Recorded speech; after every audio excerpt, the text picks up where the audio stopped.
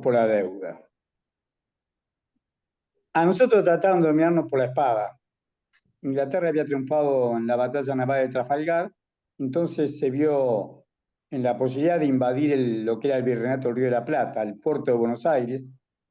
2 veces invadieron, y esas 2 veces fueron rechazados por el pueblo, que no solamente los venció, los obligó a rendirse, sino que los metió presos. Después un sector, esto se va a repetir a lo largo de nuestra historia, el que era el regidor del Cabildo de esa época, estoy hablando de 1806, Saturnino Rodríguez Peña, junto con otros canallas del mismo calibre, después lo liberaron a William Beresford, que estaba preso en Luján. Luján en esa época era como la Pampa lejana. Bueno, como no pudieron dominarnos por las armas, fueron corrompiendo a los distintos funcionarios, que es así que en 1820, funcionarios y también caciques provinciales o populares, caso concreto Pancho Ramírez y General López, que lo vencieron en Cepeda a la fuerza de Zaratea, llegaron hasta Buenos Aires, ataron sus caballos había una pequeña pirámide que todavía está, ataron sus caballos a esa pirámide y sin embargo después negociaron con la Cámara de Comercio Inglés y se retiraron, sin tomar Buenos Aires, dejándole el lugar al capital de esa época. En 1824, siendo Bernardino Rivadavia primer ministro, toma el empréstito, te pido si lo pasás a la filmina. Está bien. Ahí está, ahí está. En 1 de julio de 1824 toma un empréstito de 1 millón de libras esterlinas, de lo cual llegó muchísimo menos, y encima la terminó pagando don Hipólito Yrigoyen.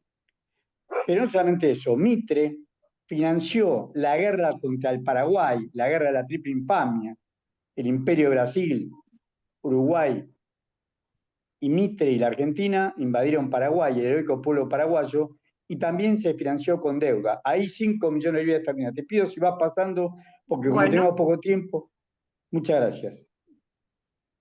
Ahí cuento lo de Mitre.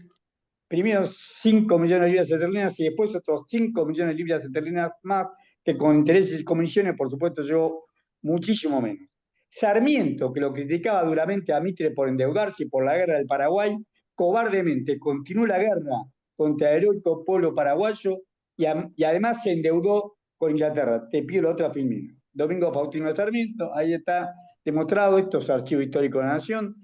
Pasamos a tener una deuda de 14,5 millones de libras esterlinas. El millón de libras esterlinas de Arabia lo aumentó 10 millones de libras más Mitre y ahora lo aumenta llevándolo a 14,5 millones de libras esterlinas Sarmiento. Cuando asume Avellaneda, después de Sarmiento, hubo una crisis muy grande a nivel mundial de 1873, entonces no le pudieron prestar más a la Argentina y le reclamaron el pago. Y ahí Avellaneda dice esta frase que sirve como castigo para todos nosotros, cuando dice que los argentinos íbamos a pagar con sudor y lágrimas esa deuda, que solamente benefició a una minoría parásita y rentista y que encima financió guerra y exterminio del pueblo paraguayo. Ahí está. Roca igual, Roca, pero en este caso matando indios. La obra de Roca fue extender la pampa húmeda para servicios a los ingleses, se hicieron puertos, ferrocarriles, se extendió el ferrocarril, que ahora es el ferrocarril Sarmiento, el ferrocarril del Oeste, todo esto financiado por capital inglés. Esto trajo una gran deuda y la llevó a la deuda a 38 millones de libras esterlinas. Se hizo suceder por su concuñado, casado con la hermana menor de su mujer, Juárez Selman, y el país no entró en default, pero sí en mora, no pudo pagar el vencimiento del capital y la deuda, lo que lo obligó a Juárez Selman a renunciar. Y lo reemplazó Carlos Pellegrini. Carlos Pellegrini lo cuenta esto muy bien Galazo. Carlos Pellegrini se reunió, él había formado el club Jockey Club con las personas más ricas del país, se reunió con ellos, le dijo, tengo un vencimiento, no tenemos la plata para pagarlo, le voy a colocar un bono patriótico a ustedes, le pido que junten la plata y en 5 años le vamos a devolver esa plata más los intereses. Todo en moneda en peso fuerte que estaba muy relacionado con la libra esterlina y la libra esterlina tenía patronor, o sea que sabían, y aparte del gobierno estaban ellos, sabían que iban a pagar. Entonces Carlos Pellegrini logró salvar esta situación de que hubiera sido el primer default, pero sí hubo una cesación de pago por unos cuantos días, y logró cancelar esa deuda con Mora. Para eso tuvo los oficios de Victorino de la Plaza. Yo quisiera, no tengo tiempo, pero la otra, ahí está. Lo que hace Victorino de la Plaza, esto es Archivo General de la Nación. Victorino de la Plaza acá le escribe a un banco francés donde le pide una comisión. Vamos a dejar el Power en la PDH para que lo vean, donde le pide una comisión. Es lo que hace Caputo, se endeudan y cobran una comisión a la entrada y una comisión a la salida. Bueno, esto, una demostración histórica que esto pasó, lo vemos en la carta que le dirige Victorino de la Plaza a un banco francés. Te pido la otra filmina. Bueno, obviamente con todos los presidentes conservadores, todos se endeudaron, nos llevaron una deuda de 121 millones de libras esterlinas, era la deuda, era con Patrón Oro, la deuda que dejó el último gobierno que fue Victorino de la Plaza, el que era el ministro de Hacienda de Pellegrini, terminó siendo después presidente de la República. O sea que no sería nada raro que Luis Caputo sea presidente de la República Argentina alguna vez. Bueno, ¿qué pasó?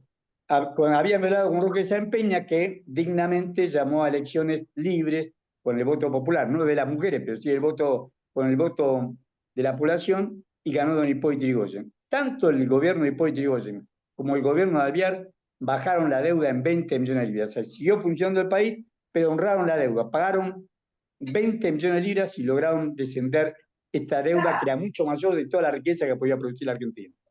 Pido la otra filmina.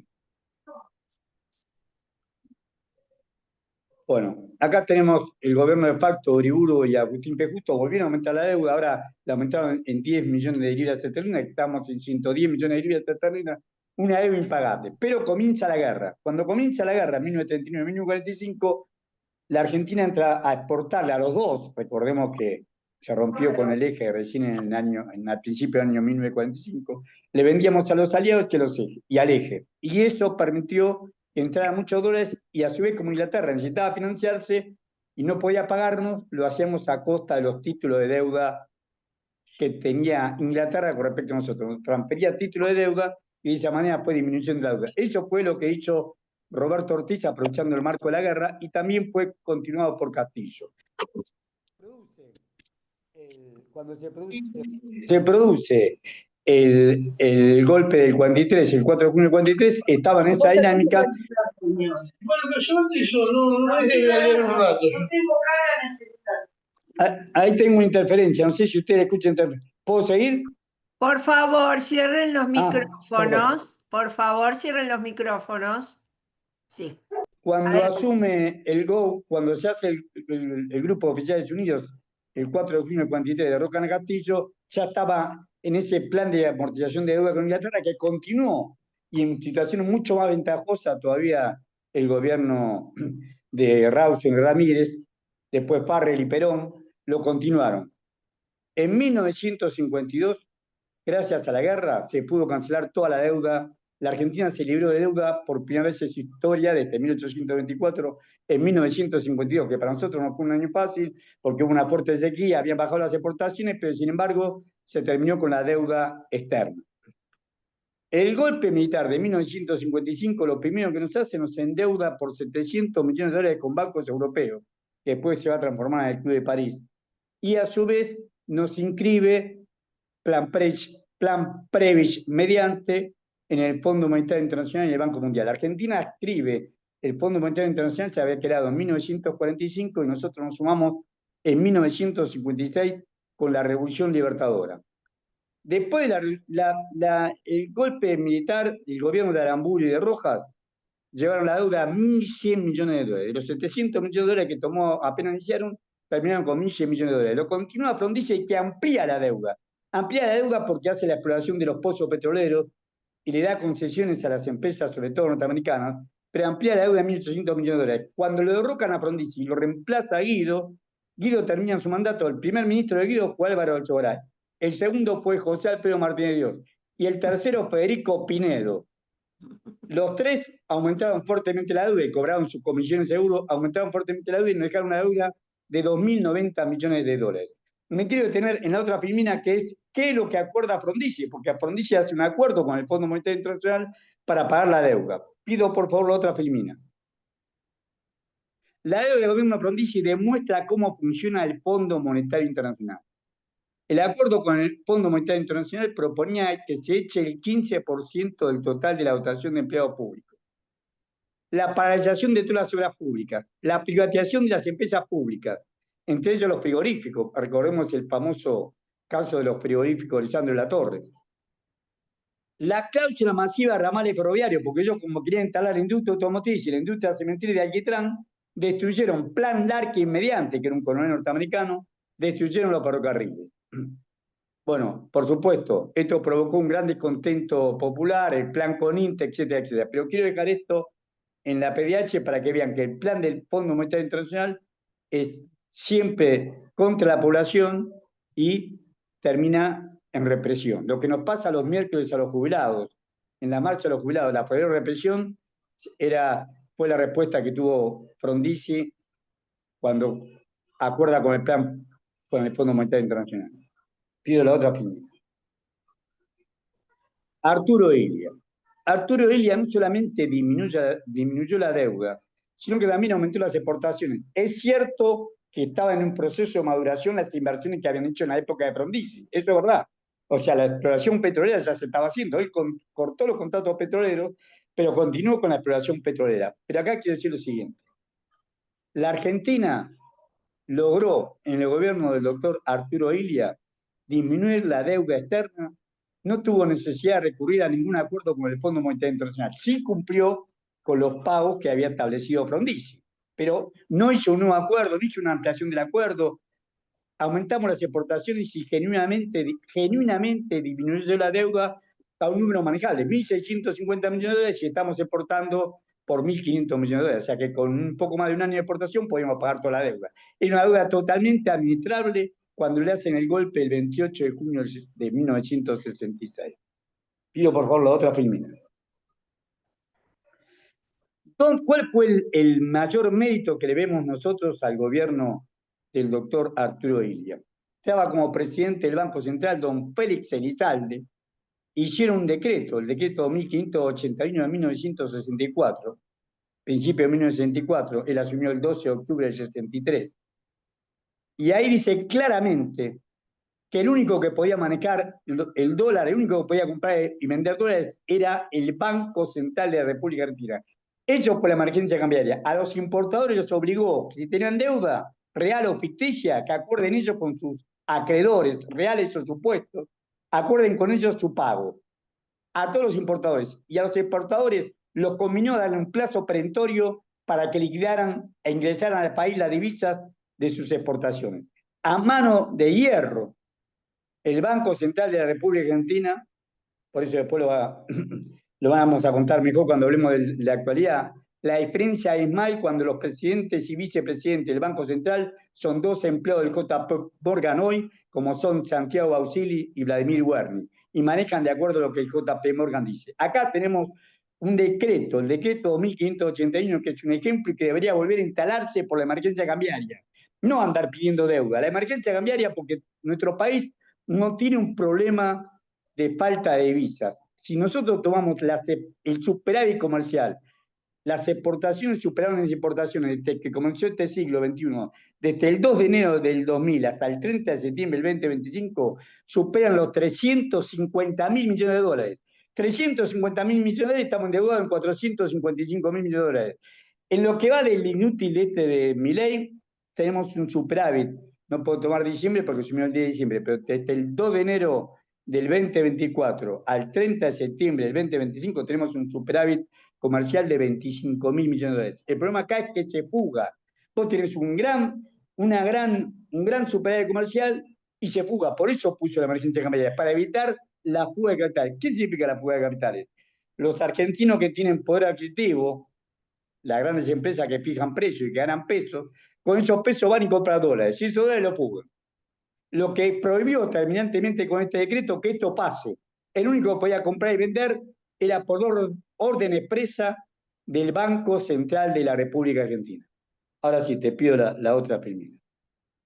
El gobierno militar, el golpe de Onganía no solamente aumentó la deuda, sino que incluso, como no podía pagar los dólares, se quejaban los importadores que no tenían dólares para pagar, absorbió 700 millones de dólares de los importadores y Lía los obligó a que negociaran con sus acreedores. Acá, lo que era supuesta deuda de ellos, la pasaron nosotros y aumentó la deuda en 700 millones de dólares, que era una deuda de los importadores, se la pasó al pueblo argentino. La otra filmina. Bueno, ahí está. Acá tenemos la deuda en el gobierno. Gelbar no tomó deuda externa. La deuda la comenzó tomando Gómez Morales. A Gelbar renuncia en octubre del año 1974, lo reemplaza a Gómez Morales, y después lo reemplaza a Celestino Rodrigo, que el 4 de junio del año 1975 se llama Rodrigazo, hizo una brutal devaluación. El dólar estaba a 10 pesos, el precio oficial estaba a 10 pesos y lo pasó a 26 pesos. Subieron todos los precios, los combustibles, los bienes, subieron todo. Hubo un gran conflicto social y esto provoca este problema del número que es inexplicable, pero que lo provoca. La deuda cuando se va en diciembre, según el Banco Central, era de 7.875 millones de dólares. Sin embargo, en marzo de 1976, cuando asume el gobierno militar, aumenta en más de 1.000 millones de dólares, pasa a ser 8.948 millones de dólares. Memoria del Banco Central. ¿Qué pasó? Por un lado le dio préstamo al Fondo Monetario Internacional y por otro lado, deuda, como hizo Milei, deuda que era en pesos, porque había déficit fiscal, había deuda que no se había pagado, la convirtió en título de deuda del Tesoro de la Nación. Por eso aumenta fuertemente la deuda de 7.875 millones de dólares el último día hábil de diciembre de 1975 a los 8.948 millones de dólares al 31 de marzo del 76, tras el golpe militar del 24 de marzo. Pido la otra. Acá comienza nuestra hecatombe con deuda. Acá comienza la dictadura militar, y esta es la historia que se repite en la Argentina cada 7 años. Primero fue una gran devaluación del Rodrigazo. ¿Qué hizo el gobierno militar? Atrasó el tipo de cambio. La tablita cambiaria de Martín de Dios atrasó el tipo de cambio. ¿Para qué lo atrasan? Otra vez, para que los argentinos ricos, los que pueden fijar precios, estoy hablando de Arcor, de Molino Río Plata, de Shell, de Unilever, de todas las de Periódico Río Platense, de todas las empresas que pueden fijar precios, su ganancia en pesos compran dólares baratos y lo fugan.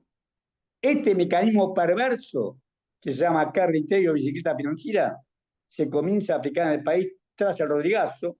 Recordemos que el verdadero mentor ideológico del Rodrigazo fue Ricardo Mansueto Sin, que era el viceministro de un ingeniero mecánico torpe y rudimentario como era Celestino Rodrigo. Pero el mentor ideológico fue Ricardo Mansueto Sin, que después va a morir junto con el que era el presidente de YPF en la época de Menem, en un helicóptero en Ecuador, en cosas muy raras. Pero este hombre pasó a ser de viceministro de Economía a ser jefe de gabinete de José Alfredo Martínez de Dios. Ellos provocaron este mecanismo perverso que aún hoy subsiste. Devalúan fuertemente. Lo mismo hizo Milei. El 12 de diciembre evaluó más del 100%. El dólar oficial está a 400 pesos y lo llevó Caputo a 812 pesos. Y después frenan el crecimiento del dólar. Todos los dólares, por ejemplo, en el 2024 vinieron con dólares después de la devaluación, compraron títulos públicos ajustados, por ejemplo, por inflación, por índice de precio al consumidor. La inflación del año medido por el IPC, por el índice de precio al consumidor, fue 117,8%. El dólar lo devaluaron, cualquier dólar, el dólar oficial, el blue, el mayorista, el del Banco Nación, el MEP, el contado con liqui, el dólar que ustedes quieran, ninguno superó el 35% de incremento, ganaron 80% en dólar. Y siguen ahora van a seguir. ¿Por qué? Porque están haciendo lo mismo, están ajustando, retrasan el tipo de cambio para que de vuelta los que tienen plata compren dólares baratos y lo puguen. Ese es el mecanismo perpetuo. Por eso tenemos superávit comercial y tenemos deuda. Porque los ricos de este país ganan en pesos, convierten esos pesos en dólares y lo fugan. Este es el mecanismo que se llama bicicleta financiera o carry trade permanentemente y que lo inaugura en la Argentina la sucesión del Rodrigazo, con el mismo autor intelectual, Ricardo Mansueto Sin, y la tablita cambiaria de Martínez de Dios. Esto volvió a repetir cada 7 años. Lo mismo hicieron después, por eso, después cuando reparan en el 82, lo mismo hizo Cavallo después. Cavallo, ahora después vamos a ver ese tema. Pero en 1973, 1983 aumenta fuertemente la deuda pasa a ser de 43.600 millones de dólares. Pido por favor la otra filmina.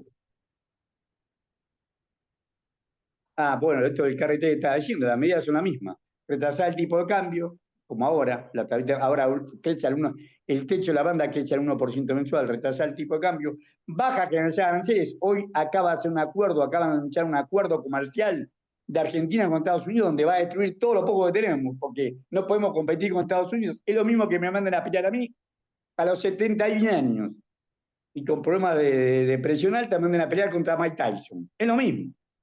No Mike Tyson ahora, Mike Tyson es joven. Es lo mismo nos hace competir con Estados Unidos. La baja agenciada para destruir la poca industria que tenemos. Lo único que quieren es que seamos una colonia, lo que querían los ingleses. Que le vendamos, los ingleses querían trigo y carne. Acá vienen por la tierra rara, por el litio, por el uranio, por el cobre, por el oro, por la plata, por el petróleo, por el gas. Pero la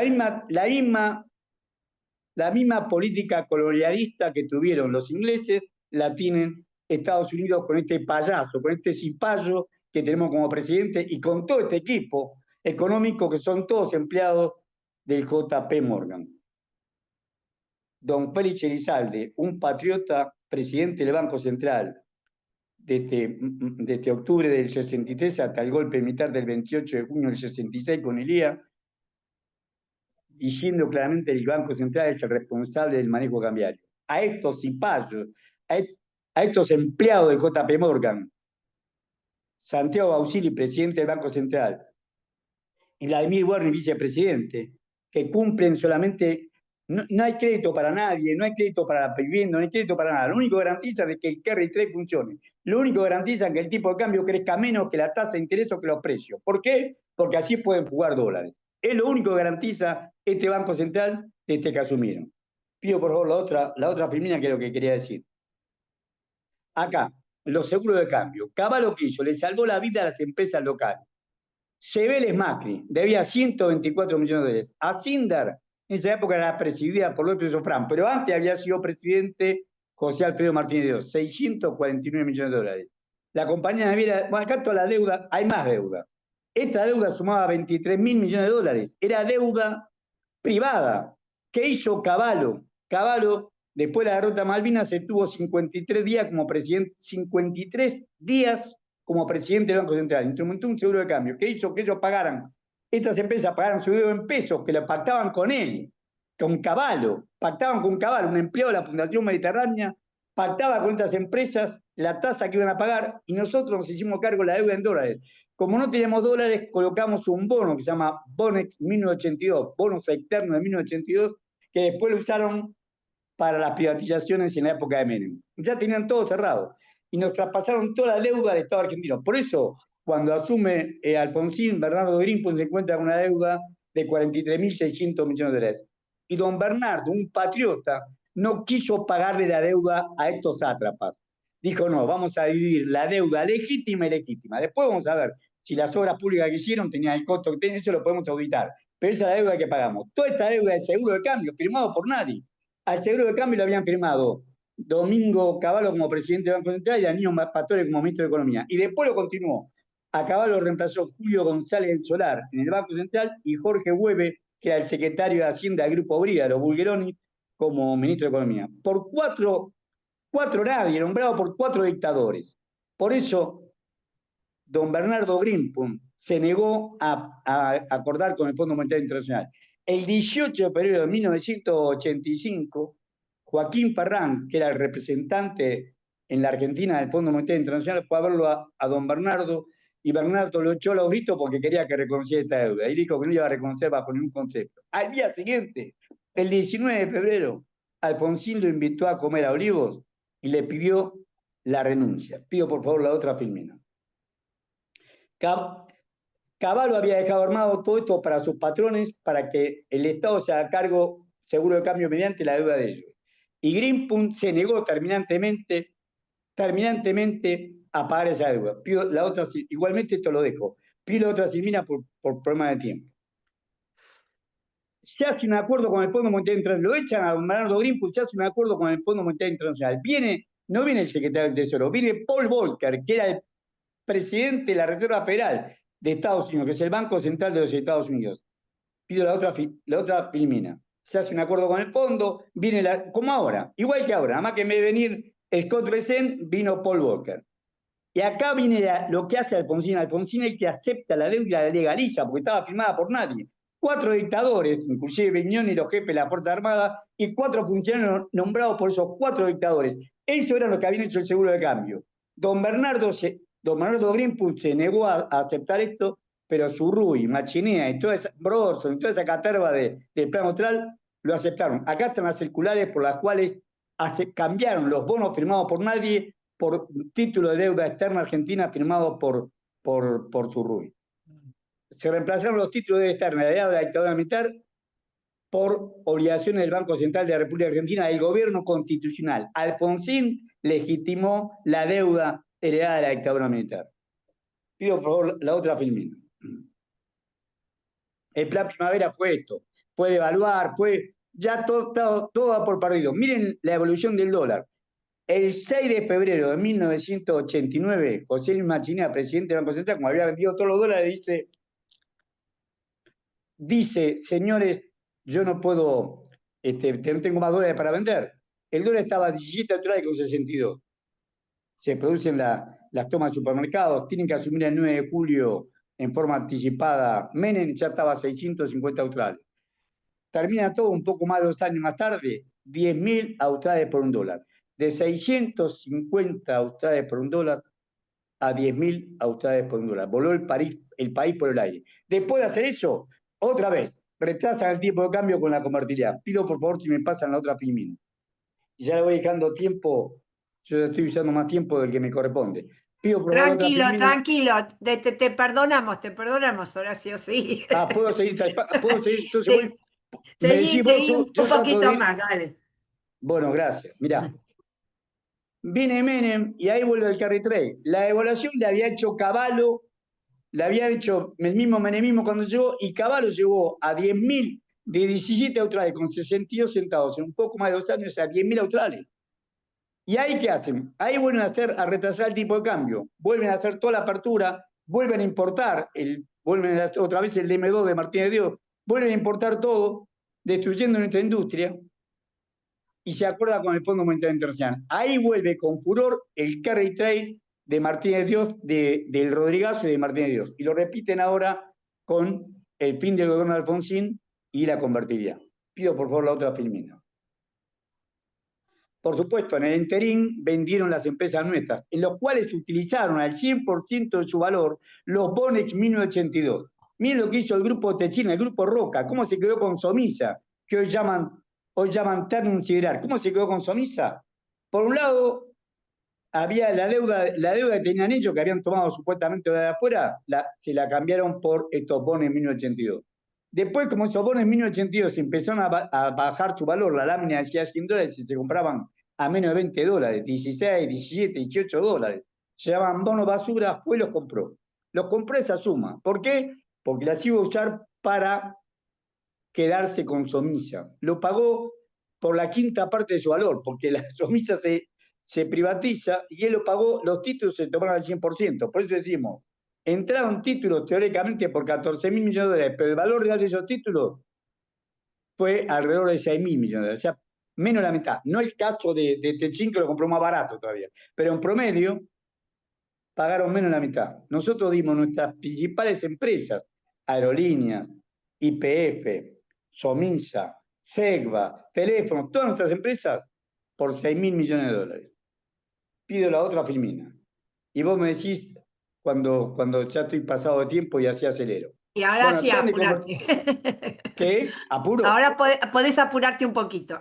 Bueno, apuro, defino ya con esto. El plan de convertibilidad es eso. Se puso un tipo de cambio fijo, decía $1, $1 de acá de eternidad, y lo único que le garantizaba a ellos es que no tenían costo en dólares. Se endeudaron en dólares, después sabían que esa deuda se la iban a pagar. Lo mismo que hizo Cavallo, se endeudaban las grandes empresas en dólares, sabían que esa dólar se le iban a pasar. Después se la pasa a Dualde, te pido entonces la otra filmina. Después Dualde se la pasa a la prefiguración asimétrica. Bueno, también la otra filmina, esto después en todo caso lo dejo. Pido la otra filmina, gracias. La otra filmina. Acá Dualde va a hacer la clasificación asimétrica, o sea, le va a permitir a todas estas empresas, otra vez el Grupo Macri, lo mismo, Fortabat, los Bulgeroni, los Roca de Techín, los Ornequian de Compañía General de Combustible, los Pagani de Arcos, todos ellos, los Pérez Compán, todos ellos tenían deuda en dólares y se la especificaron a $1 un dólar. En el mercado paralelo estaba a 4, en Montevideo estaba a 4 pesos un dólar en abril del año 2001 y acá le cambiaron $1 un dólar. Pagaron la cuarta parte de la deuda, todo el resto la pasaron a nosotros, el presidente de la Dualde y el ministro de la Remes Lenicó. Esto después lo dijo y le pido que lo vean. Ahora la otra filmina para ya terminar.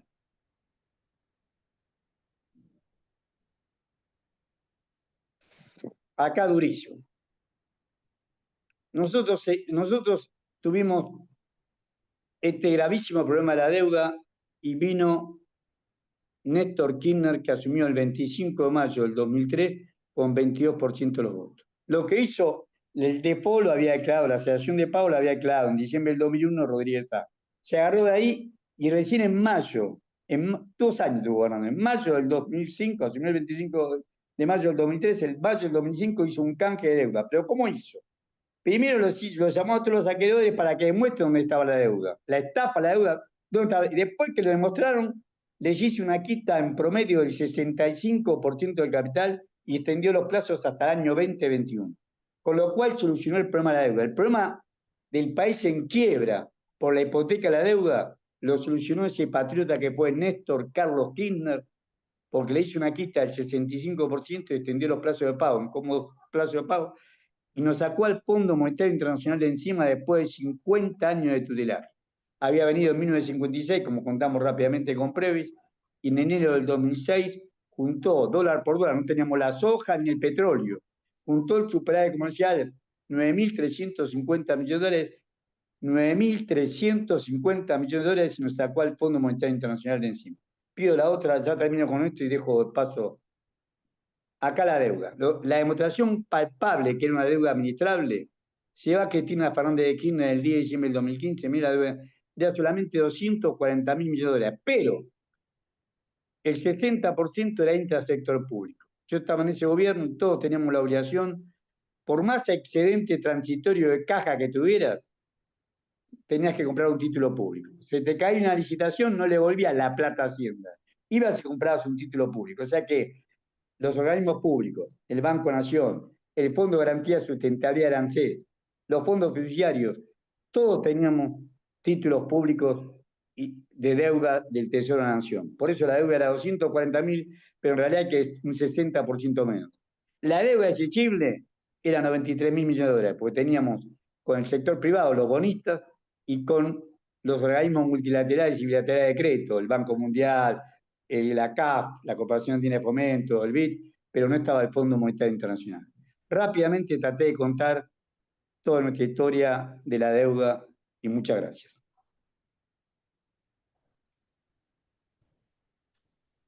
Muy bien, muchas gracias Horacio por tu exposición. ¿Se me escucha o no? Sí, sí, Bueno, sí, se te escucha. Sí. Perfecto. Bien, Horacio. Gracias, gracias. Gracias a ustedes. Horacio, un luchador, siempre presente.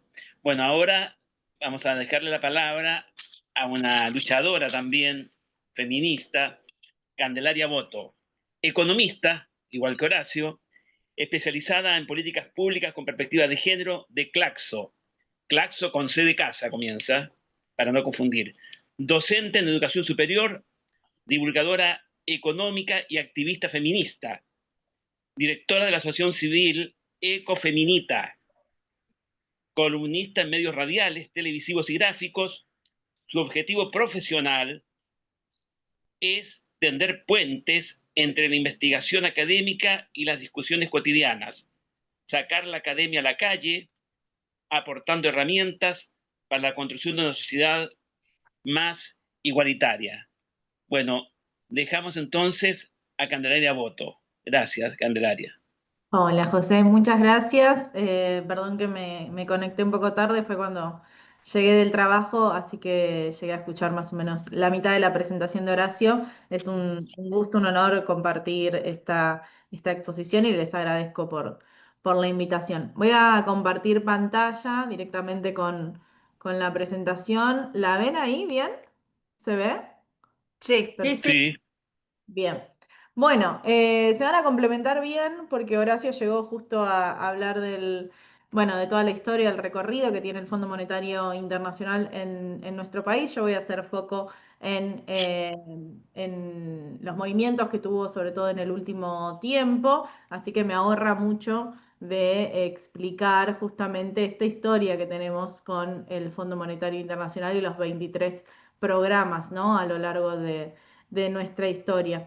En este cuadro que hace esta consultora GMA se ve esta lista interminable de préstamos que, como marcaba Horacio, bueno, tienen se puede entender algún punto en común, ¿no? Son programas muy grandes que cuando uno ve el monto acordado y el monto desembolsado, ve que terminan en un programa que no desembolsa, ¿no? O sea, se hace un acuerdo, Argentina entra en crisis, el FMI finalmente no da ese desembolso, empuja, si se quiere, o termina de darle el empujón a la Argentina para la crisis. Eso pasa a lo largo de nuestra historia, en muchos gobiernos incluso de facto, donde ahí vale aclarar la poca importancia que tiene para el FMI, ¿no? La democracia para tomar deuda externa. Y un dato relevante para tratar de sintetizar un poco esta historia es justamente este, ¿no? Desde 1982 hasta el 2004, nuestro país estuvo permanentemente bajo programas del Fondo Monetario Internacional o buscando directamente su aprobación, o sea, o con auditorías internas o tratando de que nos aprueben algún programa desde antes de la vuelta de la democracia hasta el 2004. Entonces, el 2005 fue el primer año completo sin acuerdos con el FMI, después de suspenderse el de 2004, y ahí empieza la renegociación justamente con las manos un poco más libres de cara al Fondo Monetario, aunque siempre conservando la membresía, ¿no? Dentro del FMI, o sea, Argentina siendo parte de ese organismo multilateral, no es que dijimos, bueno, nos vamos del Fondo Monetario, eso no sucedió. Después de haber conseguido finalmente, ¿no? Desatarnos las manos del FMI a partir de la presidencia de Néstor Kirchner, bueno, tenemos alguno lo recordará, ¿no? Ese momento donde Macri dice, estamos hablando, vuelve el Fondo Monetario Internacional a la Argentina, eso pasa en el 2018, después de 12 años sin ningún tipo de programa condicionante con el fondo en la Argentina, bueno, se hace el stand-by y no cualquier stand-by, sino el más grande otorgado en la historia del propio FMI, desembolsado muy aceleradamente, digamos, violando todos los estatutos del propio FMI y obviamente de la Argentina y con plazos y montos que eran imposibles de cumplir. Digo, uno veía ese programa y decía, no hay chance de que esto salga bien. Efectivamente parecía como ese aporte de campaña para Mauricio Macri y efectivamente hubo que renegociarlo durante el gobierno de Alberto Fernández. Pero bueno, no termina ahí porque tenemos un nuevo programa con el FMI. No alcanzó con el aporte de campaña a Mauricio Macri en 2018, sino que se suma ahora el aporte de campaña a Milei en el 2025.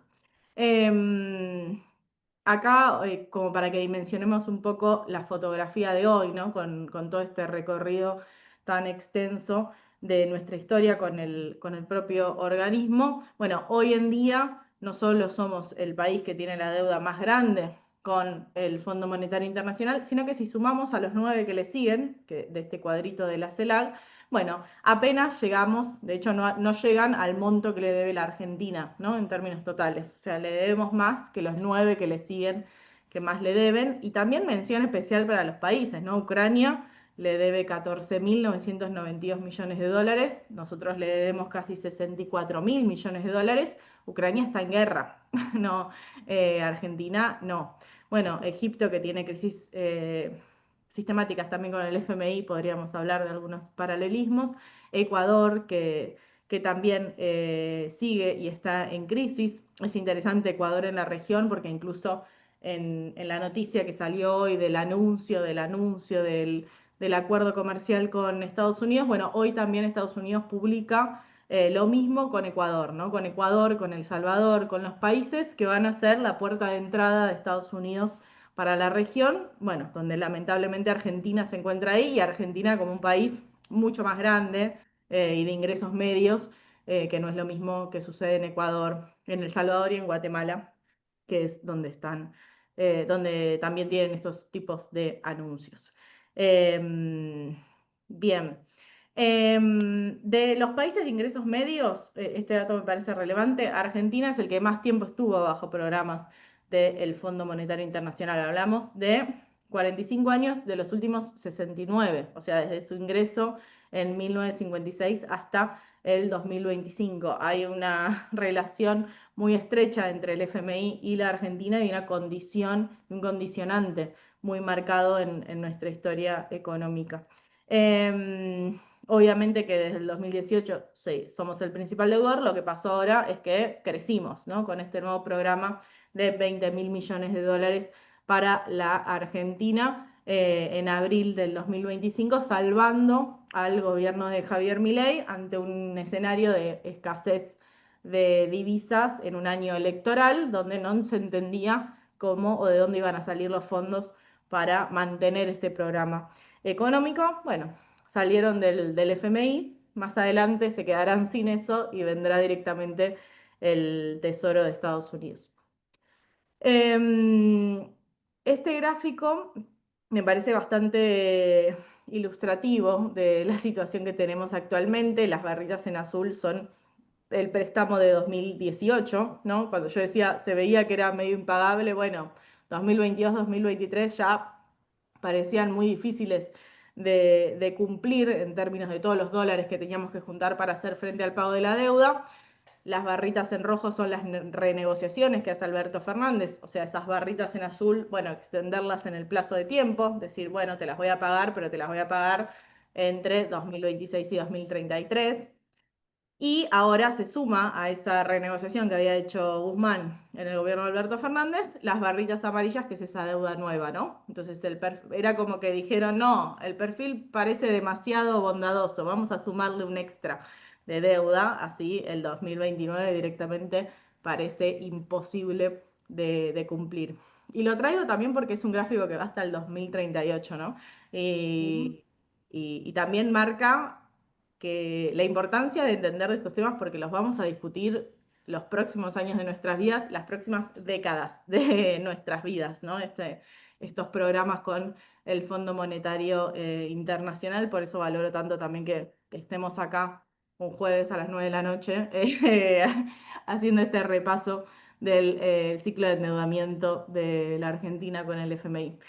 Que a diferencia, imagino que lo habrán visto al principio, ¿no? Pero a diferencia obviamente de un préstamo con un banco, bueno, no viene solo la plata, sino que vienen también las condicionalidades, vienen también las recomendaciones de política económica, pero también las auditorías, ¿no? Directamente el FMI metiéndose en el Ministerio de Economía para ver si todo marcha acorde al plan o no marcha acorde al plan. En ese sentido, hay metas que tienen que ver con la política macroeconómica. Se auditan esas metas, se cumple o no se cumple, si no se cumple hay un waiver, y se fomentan y se buscan reformas estructurales que tienen que ver con el mercado de trabajo, con el sistema previsional, con la estructura impositiva y con un montón de regulaciones que hacen a esa política macroeconómica.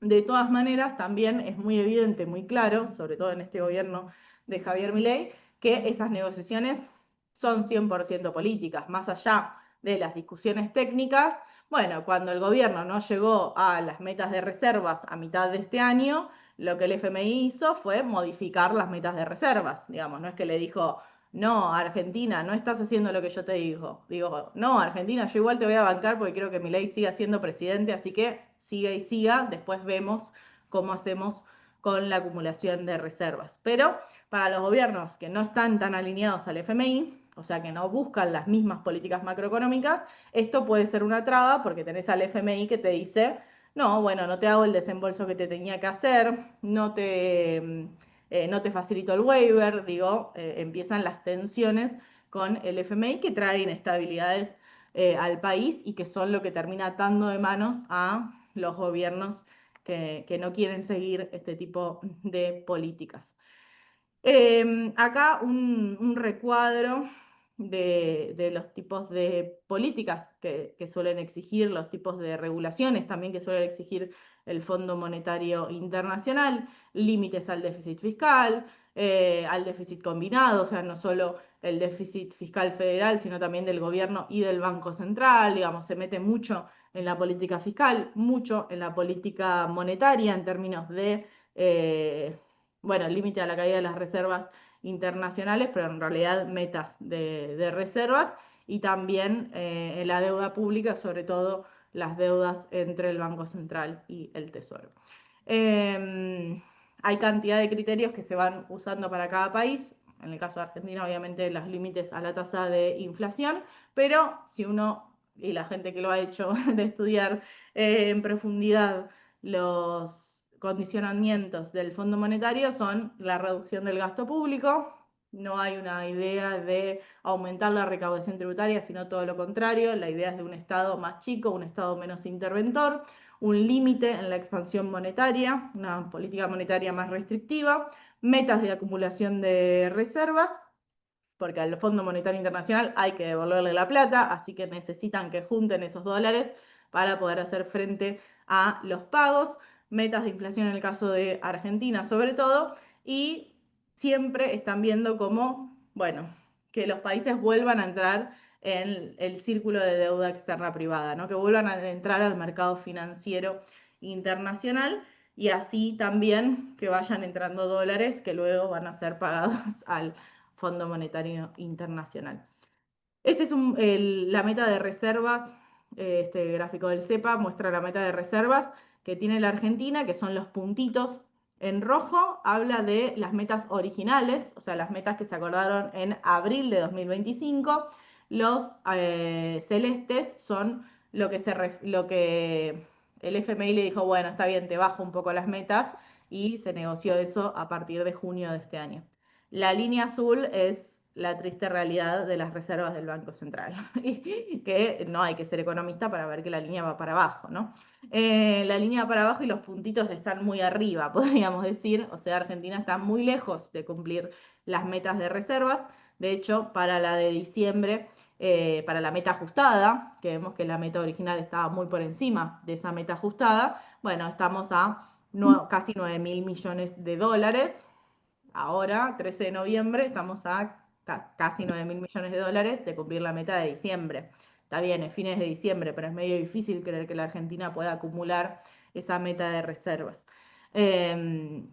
Incluso esa meta de reservas ajustada. Entonces, o vuelven a ajustar las metas, lo cual también es una señal en sí mismo, o hay algún nuevo incremento de deuda por otro lado, que es un poco la expectativa de Toto Caputo y del gobierno nacional, pero también del propio Fondo Monetario, porque el Fondo Monetario en parte de sus documentos más técnicos, donde explica por qué le presta plata a los países y qué espera lo que suceda, bueno, dentro de esos informes está este gráfico que lo que dice básicamente es, bueno, ¿cómo va a financiar Argentina estos flujos, ¿no? ¿Cómo va a financiar el pago de estas deudas? ¿Cómo puede ser que un país pueda endeudarse en prácticamente el 10% de su PBI y que esos acreedores, o sea, quienes nos prestan plata, crean que le vamos a devolver la plata? ¿Cómo creen que le vamos a devolver la plata? Bueno, con más deuda.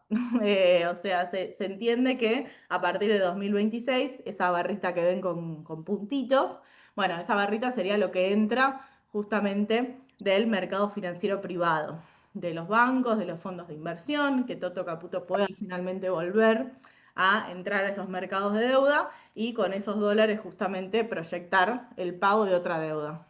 O sea, ¿cómo salimos de la deuda?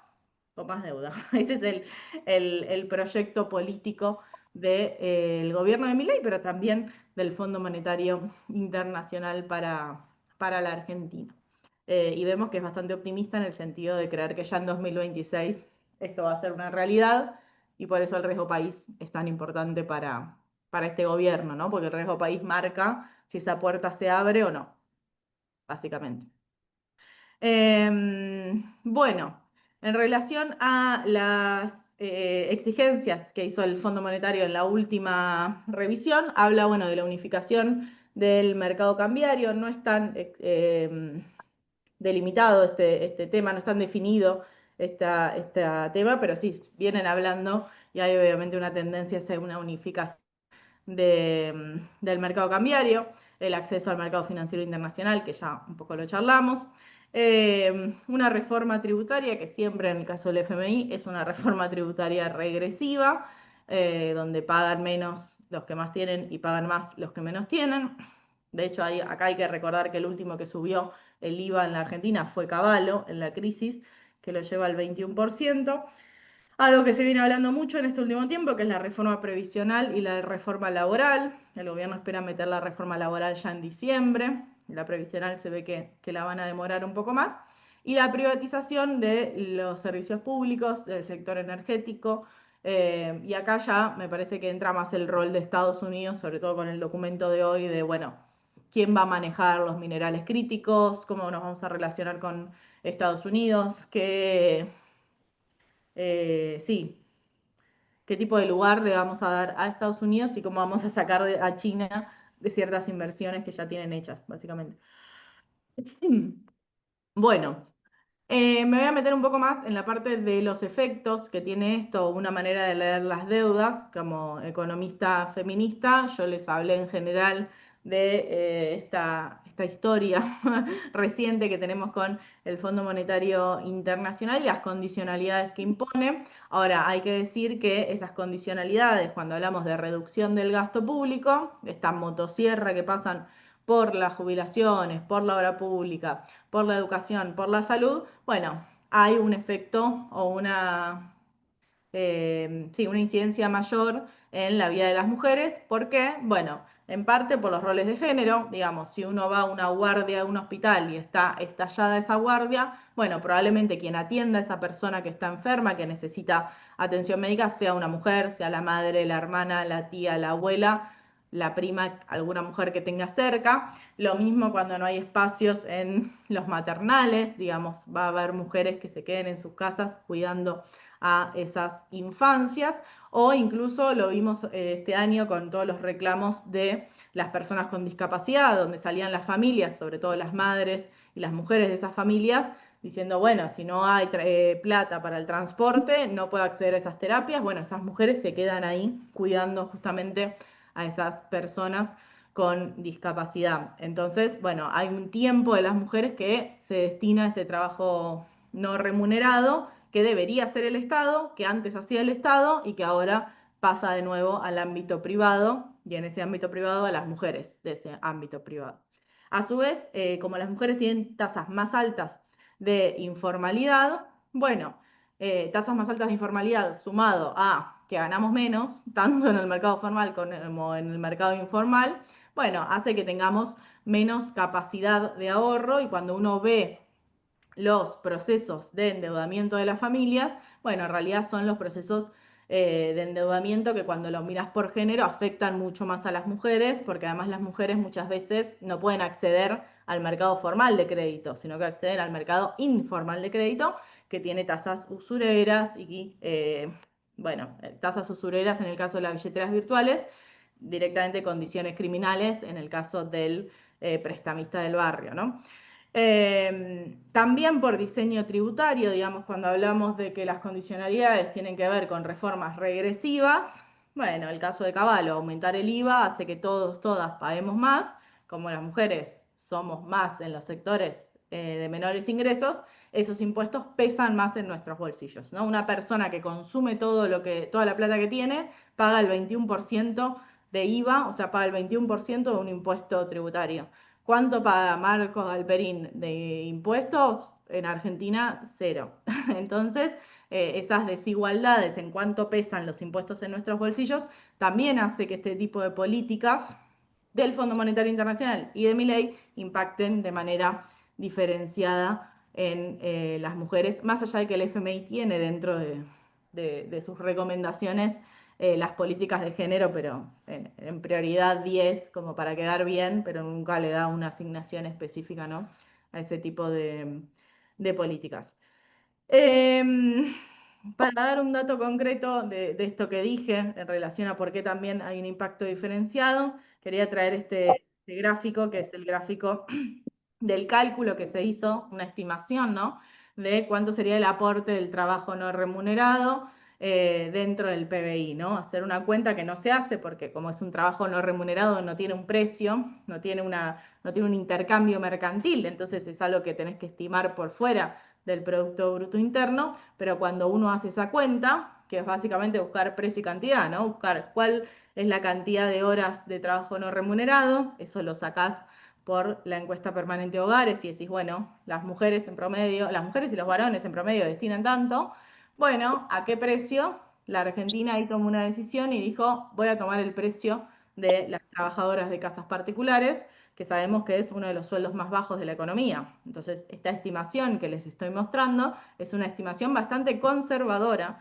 del aporte que hace a la economía todos estos trabajos que llevan adelante mujeres en sus casas cuidando a los hijos, en sus comunidades con los comedores comunitarios y en todo sentido ese trabajo que sostiene muchas veces las economías, por más que no tenga un salario o un reconocimiento siquiera de la sociedad. En ese caso vemos que esta estimación de 2022 dio un 16,8% por encima del comercio y de la industria. Habría que volver a hacer este estudio que claramente el INDEC no va a hacer, pero si se hiciera, como bajó tanto comercio e industria, por ahí sería más grande esta diferencia, ¿no? Incluso.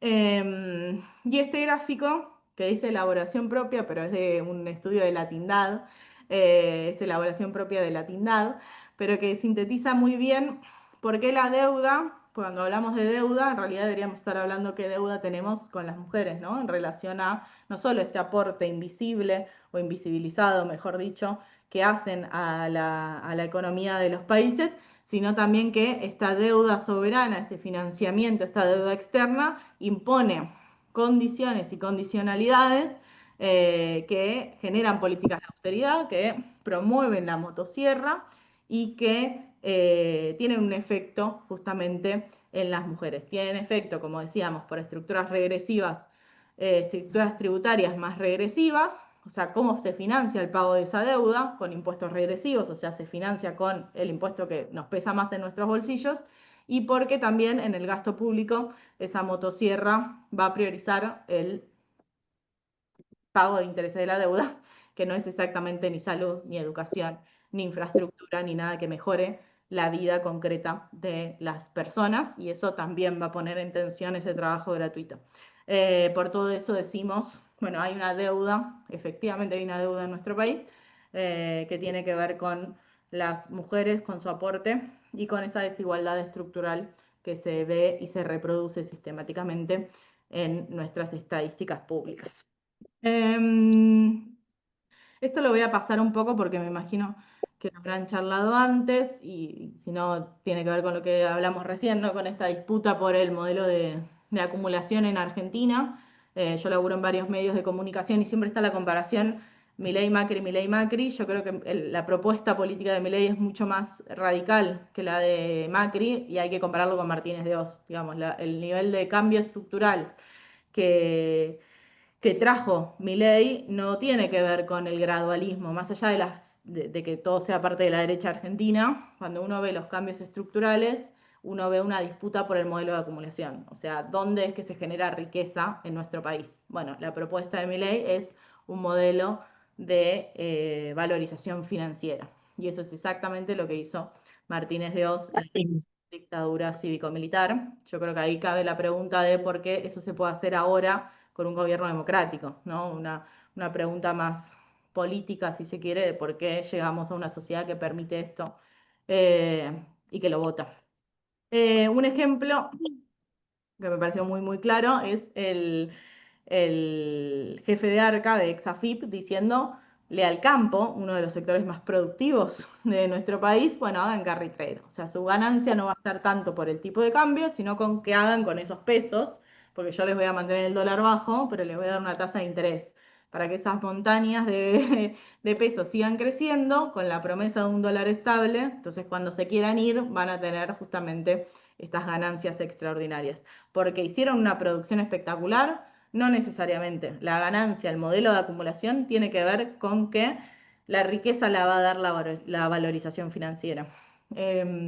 Hay un comentario cortito, ¿no? Pero una referencia cultural para mí muy importante es la película Plata Dulce, porque es una película que habla justamente o caracteriza muy bien el clima de época de la economía en la dictadura, y hay una escena donde dice uno que ya se había subido a la valorización financiera, le dice a otro que tiene un taller, vende todo y metete acá que acá hay plata, ¿para qué vas a estar produciendo algo si podés hacer plata y lo que necesites lo importás?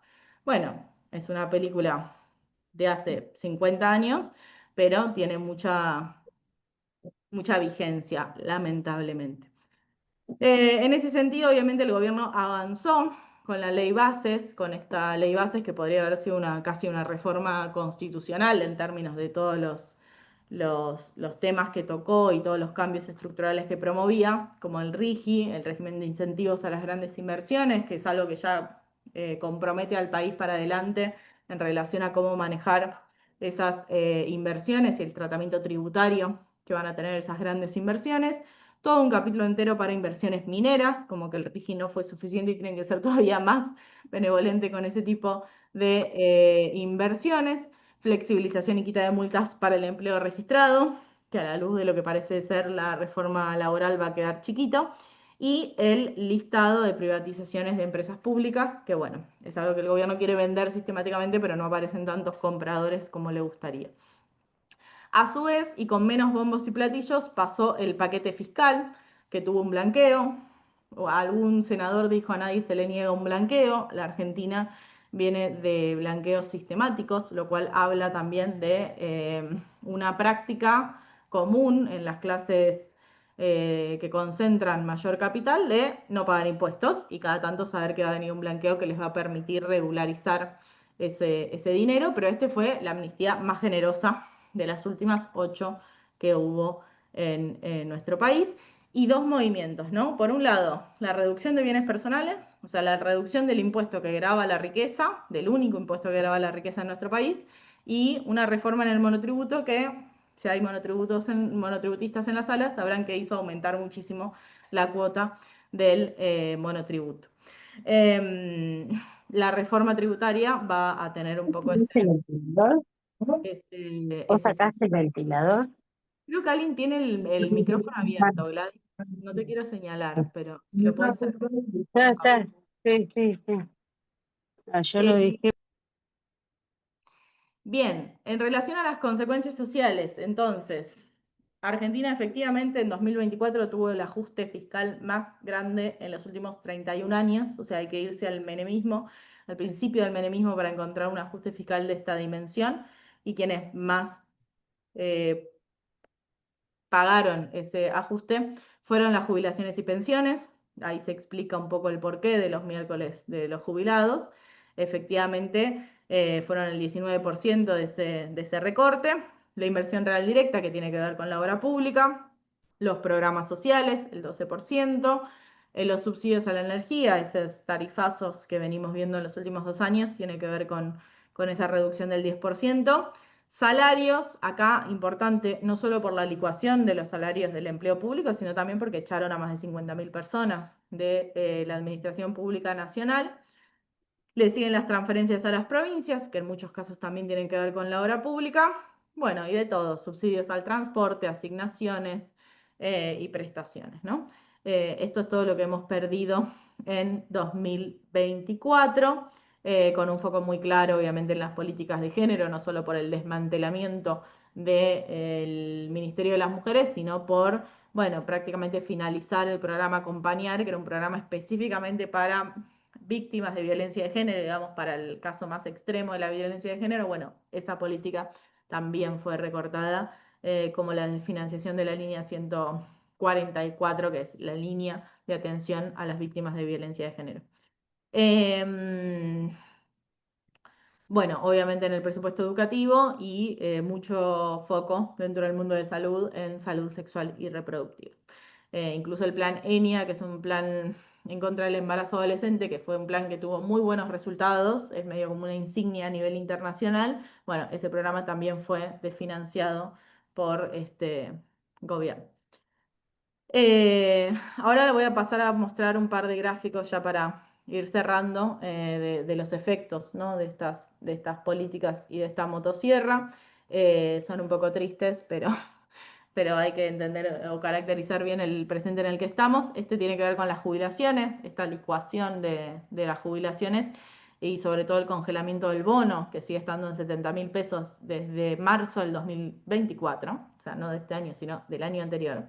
Bueno, hizo que aumentara mucho las personas pobres dentro de los jubilados. O sea, que haya una decisión de política pública de que los jubilados de la mínima sean pobres y no lleguen a la canasta básica. Que en 2024, bueno, se ve ese salto, ¿no? Pero es un 22,4%. Habrá que hacer después el cálculo para este año. Yo ahí remarco, ¿no? No veníamos de una buena situación. Hay claramente un aumento desde la pandemia en la cantidad de pobres dentro del mundo de los jubilados, pero el salto es bastante fuerte, ¿no? Em, no solo. Se me faltó una filmina, se ve que la borré sin querer. Uno tiene que ver con. No, acá está. Con la destrucción de fuentes de trabajo, 253.728 trabajadores registrados que perdieron su trabajo en esta gestión de Milei. Digamos, el gráfico arranca en noviembre del 2023 y finaliza en el último dato disponible de julio, en este caso. Y en paralelo, el aumento del monotributismo, ¿no? O sea, un montón de gente que perdió el trabajo y que por ahí ya no se ve un fenómeno de desempleo tan fuerte como se veía en los 90 porque, bueno, mucha gente pasó a la economía de plataformas que exigen ese monotributo para poder cobrar de esas plataformas. Entonces se ve una transformación en el mercado de trabajo, ¿no? Una destrucción del empleo registrado, tanto público como privado, y un aumento en el monotributismo bastante claro y evidente. Bueno, caída en el número de empresas, en las unidades productivas, que obviamente tiene que ver con estas personas que se quedan sin trabajo, y con un proyecto de país que no tiene en cuenta un mercado interno, porque no necesita un mercado interno para un modelo de valorización financiera. Digamos, justamente si el valor va a venir del mercado financiero, no necesito producir nada, porque tiene que ver con el carry trade y no con una propuesta ni industrial, ni comercial, ni nada por el estilo. Entonces, con todos esos datos en la cabeza y todo ese matete, un jueves a las 9:30 de la noche, cabe la pregunta, ¿y qué hacemos? Si hay salida. Yo creo que lo que es muy importante, algo muchas veces dicho, pero obviamente el Fondo Monetario Internacional no nos va a ayudar a salir de esta porque no es el rol. Podría haber sido el rol. Históricamente se suponía que ese iba a ser el rol del FMI, ser la muleta para que los países no caigan en crisis de deuda, pero si volvemos al primer cuadro que les mostré, el FMI es el que nos empuja a las crisis de deuda, no es el que nos salva de las crisis de deuda, así que podemos saber que las recomendaciones de política del Fondo Monetario no sirven para ese fin. Entonces, bueno, pensar que hay, ¿no? Bueno, hay movimientos por la deuda, me imagino que ustedes los conocen mucho. A nivel internacional está el Comité para la Anulación de la Deuda del Tercer Mundo, que viene elaborando hace muchísimos años esta idea de responsabilidad del acreedor, esta idea de, bueno, cómo poder cancelar esas deudas, abolir esas deudas ilegítimas. Y también fomentan la formación de auditorías ciudadanas, que son muy importantes, y fue muy importante el caso de Ecuador en 2007 para recortar parte de esa deuda. También hoy en día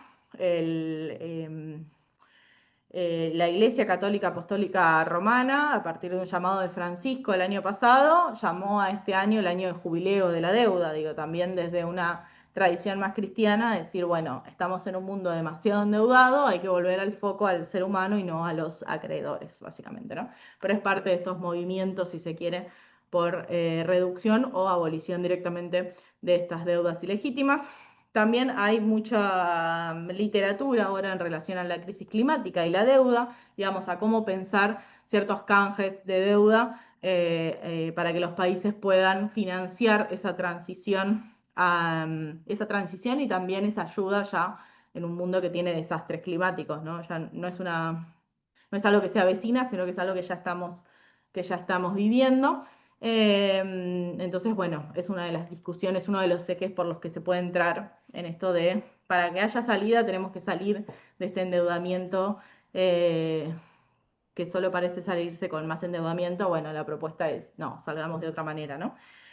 O tratando de negociar la deuda, tratando de ver cómo conseguir canjes por cambio climático, y también una pata que me parece central que tiene que ver con la justicia fiscal, ¿no? Con tratar de pensar que no es déficit o superávit, sino tiene que ver con cómo se financian esas cosas y cómo la arquitectura fiscal de nuestros países, y hablo de nuestros países y hablo de los países de Latinoamérica, son países que tienen estructuras fiscales muy regresivas, son países donde es muy barato ser rico, digamos, los ricos aportan muy poco a las sociedades de donde sacan su riqueza, y donde hay que repensar justamente cómo cobrarles mejor y más a ese 1% en este dato de Oxfam, este 1% más rico de la TAM, que tiene y concentra más del 40% de la riqueza, y sin embargo paga menos impuestos que un trabajador formal y que cualquier consumidor con el pago del IVA. Así que eso.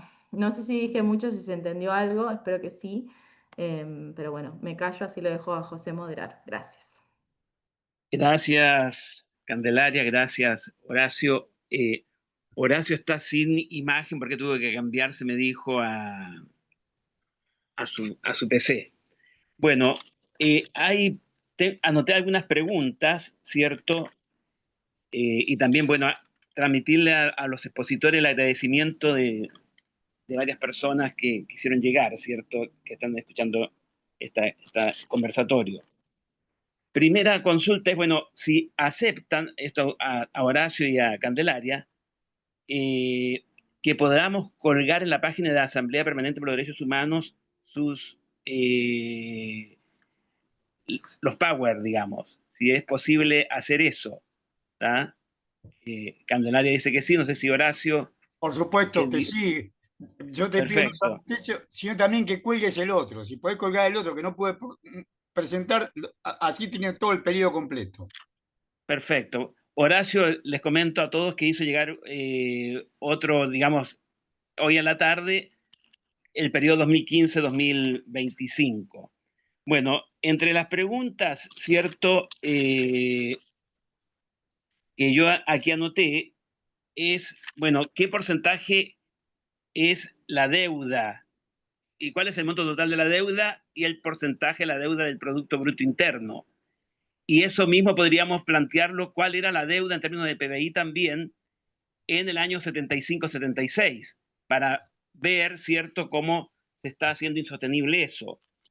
Esas son algunas consultas que yo vi aquí en el chat.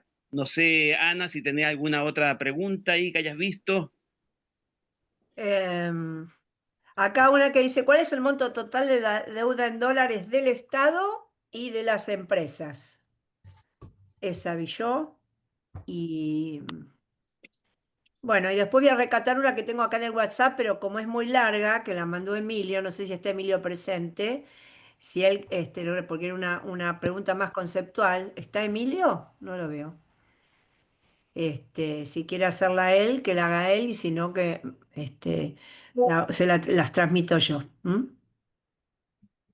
Bien. Y ahí María Elena está poniendo, la auditoría ciudadana debería hacerse, a ver, espera que se me fue, a ver, que estaba interesante la pregunta. Eh,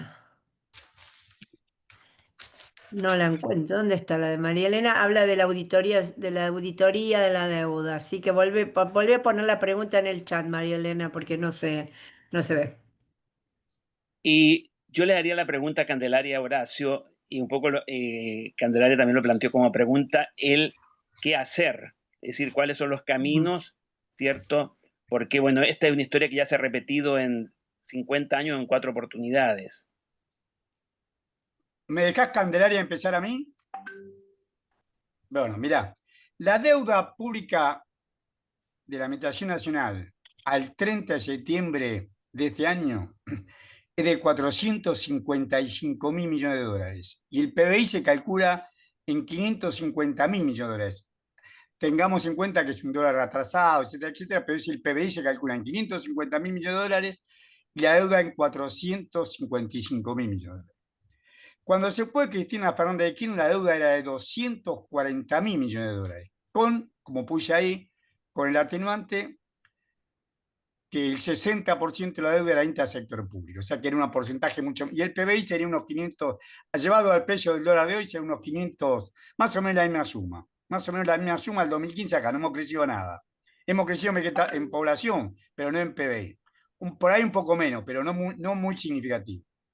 Con respecto a cuánto era la deuda, en 1974 la Argentina era el país más integrado de todo el continente americano, donde menos diferencia había entre un rico y un pobre.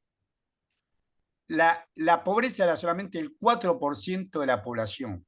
En 1974 la Argentina había más democracia y menos diferencia económica que en Estados Unidos o Canadá. El país más integrado de todo el continente americano, 4% de pobreza. ¿Cuánto era la deuda? La deuda sería en ese momento, recordemos que no había tomado deuda Helbar, estaba Helbar, después en octubre se va y ahí comienza con Gómez Morales a empezar a tomar deuda. La deuda nos llegaba a 5.000 millones de dólares y el Producto Bruto se calculaba en 70.000 millones de dólares de esa época. 5.000 millones de dólares de la deuda de esa época y el Producto Bruto era mayor que ahora. El Producto Bruto de esa época es mucho mayor que el de ahora, como queramos medirlo. Son distintas la composición de bienes, cierto, pero es mucho mayor que ahora y el PBI per cápita muchísimo más alto que ahora. Entonces la deuda no era un problema para nosotros. El problema de la deuda lo genera la dictadura militar para empobrecer a la población, enriquecer a esa minoría parásita y rentista que tenemos como clase dominante. Con respecto, y después le dejo la palabra a la señora. Yo quería decir lo siguiente, a Voto, quería decir lo siguiente. ¿Cuáles son las soluciones? Yo pertenezco a un foro que se llama el Foro de Economía y Trabajo, que es un sector del sindicalismo, la Corriente Federal, la OCTA, sector de pequeñas y medianas empresas. Y ahí nosotros proponemos como solución de la deuda, primero, antes que nada, se suspenda todos los pagos de la deuda. Néstor Kirchner y lo que dice, pero para eso tenemos que tener un Estado fuerte. Se suspenda todo pago de la deuda. Segundo, se audite la deuda. La deuda es una estafa. Vos no podés haber pasado una deuda de 240.000 millones de dólares, de los cuales, repito, el 60% era intersector público, a tener una deuda de 455.000 millones de dólares. Vos no podés haber aumentado la deuda en 215.000 millones de dólares, no 215, 215.000 millones de dólares. ¿En qué está? Si vos me dijeras, bueno, recuperamos el río Paraná, tenemos nuestra propia marina mercante, el puerto Rosario es estatal, los 100 puertos que tenemos nosotros los administra el Estado. Se construyó 1 millón de viviendas, no se compró un ladrillo. Esto es una estafa esto es una típica deuda odiosa, por lo tanto, amerita la suspensión de pago y una auditoría extrema. Hacer lo que hizo Néstor Kirchner.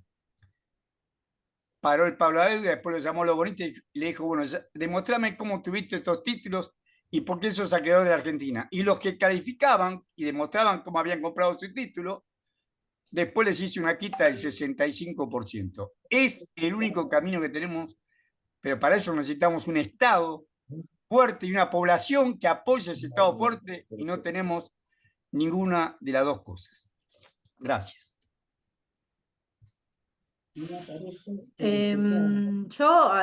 Los números los trajo Horacio, así que gracias por hacer esa parte. Y adhiero también en el diagnóstico de si hay salida. Yo creo que con el FMI no hay salida. El tema es que hoy en día, como el gobierno nacional, como Javier Milei, Luis Caputo, tienen una receta similar, sobre todo en lo fiscal, no tanto en el tipo de cambio, pero sí en esta motosierra, no se nota tanto la presencia del FMI porque ajustan igual que el FMI. Ahora, cualquier gobierno con vocación de poder que quiera hacer una transformación en Argentina va a tener que enfrentar al Fondo Monetario. Va a tener que enfrentar al Fondo Monetario y ahora directamente a Estados Unidos. Entonces, es una discusión que tenemos que tener no solo ahora, sino de cara a qué es lo que vamos a hacer.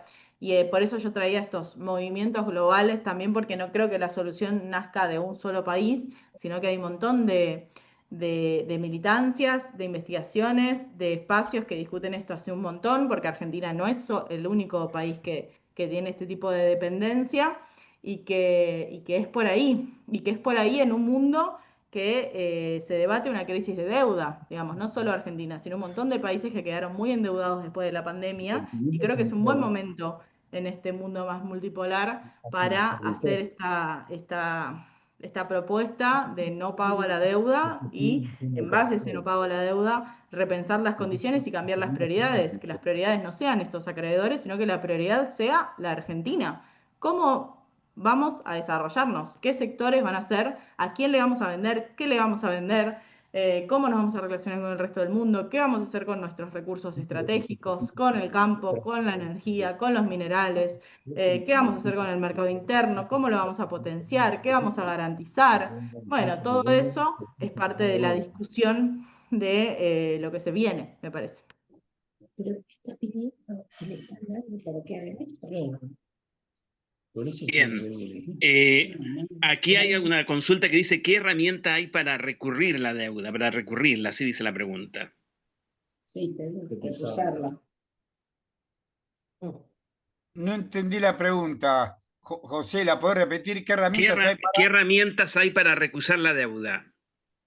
Bueno, legalmente ya lo dijo Candelaria antes. Nosotros tenemos que hacer presentaciones judiciales, una en nuestro propio país. En nuestro país tenemos que hacer presentación ante la justicia para que la justicia se dedique a investigar el tema de la deuda. Vos no podés pasar de una estafa, no podés haber montado 215.000 millones de dólares y no saber en qué se gastó.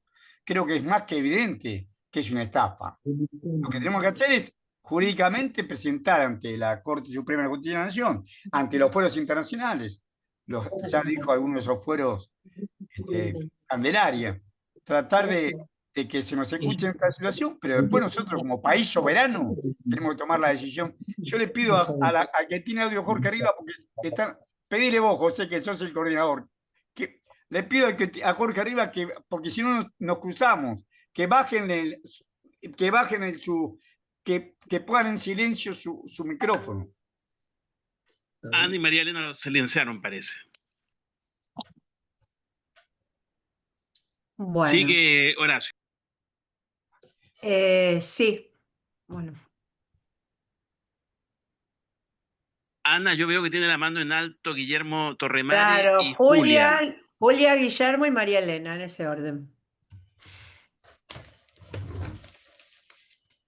Soy Julia de Buenos Aires 3D. Quería agradecerles muchísimo la exposición que fue muy clara. ¿Me escuchan bien? Un poquito más alto. Ok. Bueno, quería agradecer muchísimo la exposición que fue muy clara y muy informativa. Y bueno, también quería mandar saludos de Delfina Rossi, que no pudo venir. Y quería traer una pregunta que tengo, que es ¿cómo hacemos para debatir mejor o comunicar mejor esta insostenibilidad de la situación? Creo que muchos llegamos a las elecciones pensando que es obvio, que es muy insostenible, que va a haber un estallido muy claro, pero entre swaps y ayuda de Estados Unidos se instaló esa idea de la estabilidad, que es una estabilidad muy artificial. Estamos con una vulnerabilidad financiera muy grave, pero ¿cómo vamos a hacer en estos 2 años para comunicar esto, debatir esto con todos los sectores que están afectados por esto?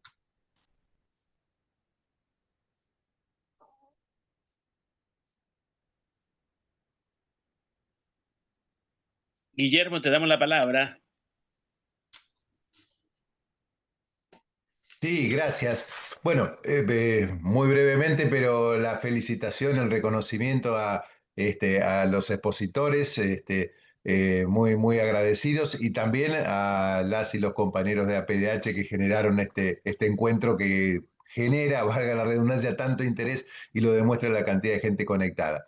Yo muy brevemente quiero hacer una consulta en función del interés que tienen los acreedores, el Fondo Monetario Internacional, en primer lugar, las recomendaciones que hacen que están vinculadas a la posibilidad de que Argentina genere los recursos suficientes para poder pagar esa deuda. Está claro que las recomendaciones regresivas, restrictivas, tienen que ver a que tienen por objeto que Argentina tenga un mayor flujo de dinero para poder enfrentar esos pagos. Teniendo en cuenta eso, ¿qué sentido tiene la política fiscal regresiva en la cual quienes más tienen menos pagan? Eso significa una menor cantidad de recursos para afrontar la deuda. ¿Cuál es la complicidad de los sectores poderosos en la Argentina con los acreedores externos para verse beneficiados cuando ese beneficio de los sectores locales no se corresponde con un beneficio de los acreedores externos? Esa es la consulta. Gracias.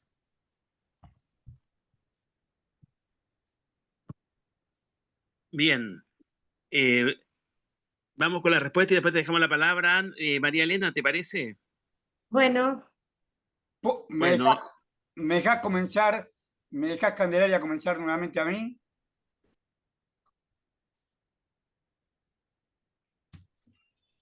¿Me dejás, Candelaria? Sí, dale. Muchas gracias. Mira, primeramente, obviamente, lo que acaba de decir la pregunta, Guillermo, es el quid de la cuestión.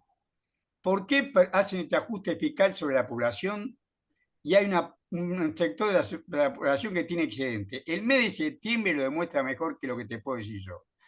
El balance cambiario del Banco Central de la República Argentina de septiembre del 2025, no me quieran a mí, mete en Google, BCRA, balance, la solapa dice publicaciones, ahí se meten en balance cambiario, se fueron 6.890 millones de dólares. No, 6 millones, en un solo mes, 6.890 millones de dólares.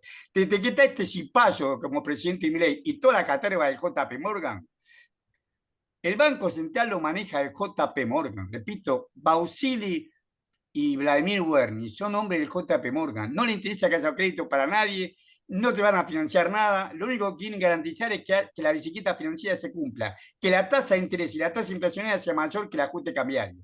Esa es la raíz de la bicicleta financiera.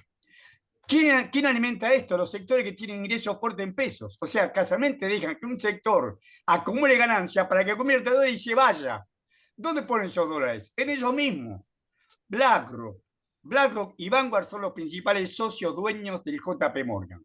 BlackRock, Vanguard, Fidelity, Pinco, Gramercy, Franklin Templeton, Greylock, donde está trabajando Sergio Massa. Todos esos reciben plata argentinos y de rico de todo el mundo. BlackRock, un balance que presentó BlackRock a febrero de este año, administraba 10,3 billones de dólares. Nosotros tenemos un producto de 550 mil millones de dólares, casi 20 veces lo que producimos nosotros son los activos financieros que administra BlackRock. ¿Quién se lo da? Los ricos en otro país. Ahí tienen todos los ricos en otro país que pujan capital y lo ponen ahí en otro fondo. No es que dejan la plata muerta. ¿Cómo puede ser, repito, que nosotros tengamos un superávit comercial desde que comenzó el siglo de más de 350 mil millones de dólares? No me quieran a mí. INDEC, balance de pagos, van a la balanza comercial y suben todos los años. Más de 350 mil millones de dólares, tenemos una deuda de 455 mil millones de dólares. La fuga de capitales es deuda y fuga. Esto, hay un hermoso libro de Eduardo Basualdo que se llama así, Endeudar para fugar. Y repiten la misma jugada. Como esos jugadores de fútbol, como Garrincha, como esos grandes jugadores de fútbol, como el Lobo Fischer, yo soy de Boca, pero que San Lorenzo, que nos hacía siempre la misma jugada, repiten la misma jugada y hacen lo mismo. Y nadie le dice nada. Acá es profeso, acumulan ganancias. Me sacan, cayó nuestro salario. Carolina le mostró bien, cayó el empleo, cayeron los salarios, cayó todo. ¿Quién se lleva esa parte de la riqueza? Ellos. ¿Y dónde la ponen? Acá no. Vos tenés que invierten, fugan. Y cuando invierten, lo toman como deuda. Vos lo ves que apenas ganó Milei, Techín, por los dos lados que tiene, por la empresa, por Tecpetrol y por YPF. Recordemos que Horacio Marín, el actual presidente de YPF, trabajó 35 años para los Rocas de Techín y hoy es el presidente de YPF. Los dos salieron a tomar deuda por más de 750 millones de dólares de Tecpetrol y 700. Esos son autopréstamos de ellos. No es que le van a prestar a ellos, se lo prestan. Ellos pueden depositar plata en esos bancos y se lo prestan. Ahí también hay otro hermoso libro de Jorge Basser, que fue director de la carrera de Economía muchísimos años, que se llama Martínez Dios, la lógica política y la política económica. Repiten la misma jugada, la misma. Devalúan, vuela todo por el aire y después retrasan el tipo de cambio para hacer el carretera y fugar. Van a volver a repetir la misma cuando salga este cipayo. Alguna vez el pueblo se va a cansar y va a tomar el helicóptero si que lo dejan tomarlo. Va a pasar lo mismo. Van a volver a evaluar todo por el aire y otra vez sopla. Y nosotros cada vez más pobres. 1974 la pobreza era solamente el 4% de la población. Yo era un estudiante de bolsillo flaco, me vine de provincia a estudiar a Buenos Aires y me iba a comer todos los viernes a Pipo, que en esa época era barato. Y después me iba al cine a ver la película de Saber Charlie. O sea que y me iba a la cancha los domingos al fútbol. No se da cuenta, tenía 20 años y vivía plenamente. Ahora me compraba, juro por mi vieja, me compraba un amo en invierno, otro amo en verano. Ahora no puedo comprarme una camisa. O sea, ¿se dan cuenta del grado de deterioro que estamos sufriendo? Esto es fruto de esa fuga permanente. Entonces, para responder a Guillermo, permanentemente hacen este saqueo. Y era para responder a Julia, claro, si los pueblos no saben la historia, están condenados a repetirla. Mariano Moreno lo decía claramente, si los pueblos no se ilustran, nuevas tiranías van a suceder a las anteriores. Y es lo que nos pasa, repetimos nuestra juventud. Amo a los jóvenes, no tengo nada contra los jóvenes, pero se pasan todo el día, tienen rapidez mental para responder al TikTok, al celular, a todo. Juegan a una velocidad impresionante, pero no paran nunca la pelota. Y tenemos que pensar por nosotros mismos. Yo lo quería a la juventud que piensen por nosotros mismos y que aprenden de esa gran maestra que es la historia. Bueno, perdón por la paciencia y la efusividad. Soy viejo e hipertenso.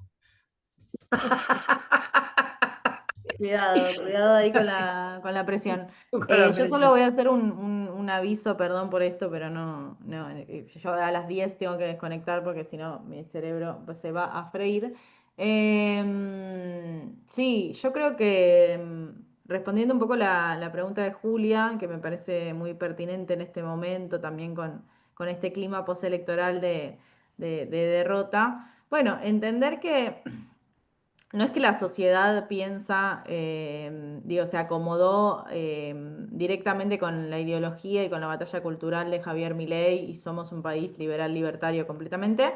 Hay que tener en cuenta la cantidad de gente que no vota y cómo ese número va achicándose año a año, o sea, cada vez más gente no vota y menos gente sale a votar, o sea que ahí hay todo un grupo de personas desencantadas con la política y tiene que ver con gobiernos que no han sido exitosos, ¿no? Desde el 2015 para acá, sin lugar a dudas, pero con una economía muy estancada desde el 2012. O sea, un país que no le da respuesta a esa juventud que quiere laburar y que no encuentra laburo formal y que no tiene ni siquiera la expectativa ya no de tener una casa propia, sino muchas veces de alquilar. O sea, parece imposible irse de la casa de los padres para poder tener un alquiler propio porque las condiciones son cada vez más excluyentes.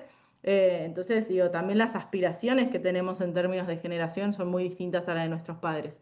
En términos generacionales, somos una generación que va a tener una vida peor que la de nuestros padres, que nuestros padres habían tenido una vida mejor que la de los abuelos, ¿no? En términos de un capitalismo que todavía tenía alguna transformación social o tenía un movimiento ascendente, ¿no? Podía permitir esa idea de, bueno, a mi hijo le va a ir mejor que a mí. Bueno, a nosotros no, nos va a ir peor, que en muchos casos nos va a ir peor y tendremos la suerte o no de contar con alguna herencia de la riqueza que tuvieron nuestros padres, ¿no? Que algunos habrá comprado una casa y si no estaremos cada vez más al horno. Entonces, en ese contexto, creo que lo que hay que leer es la falta de una alternativa.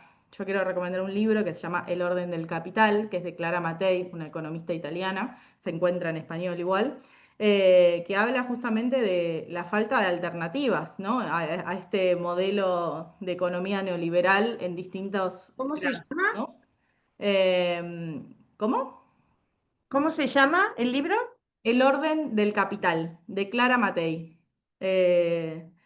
sí, lo recomiendo fuerte porque habla, o para mí caracteriza bien la época en términos de que es muy difícil pensar en una economía que no ponga el foco en el mundo financiero. Y no hablo solo de la Argentina, hablo del mundo, ¿no? De este capitalismo sobreendeudado, de este capitalismo que tiene todo el foco en vivir endeudado como individuos y en estados que viven endeudados, y donde ese estado de bienestar que supimos tener con salud, educación, vivienda y un proyecto de vida, bueno, parece algo cada vez más lejano y es siempre esa imagen del sálvese quien pueda. Entonces, llevándolo a la Argentina, yo creo que si no hay alguien, un movimiento, un partido, una organización que proponga esa alternativa y que sea una alternativa concreta, no digo en términos de proyectos de ley, lo digo en términos como hizo Milei con su motosierra y con sus banderas, bueno, que haya alguien que proponga algo disruptivo.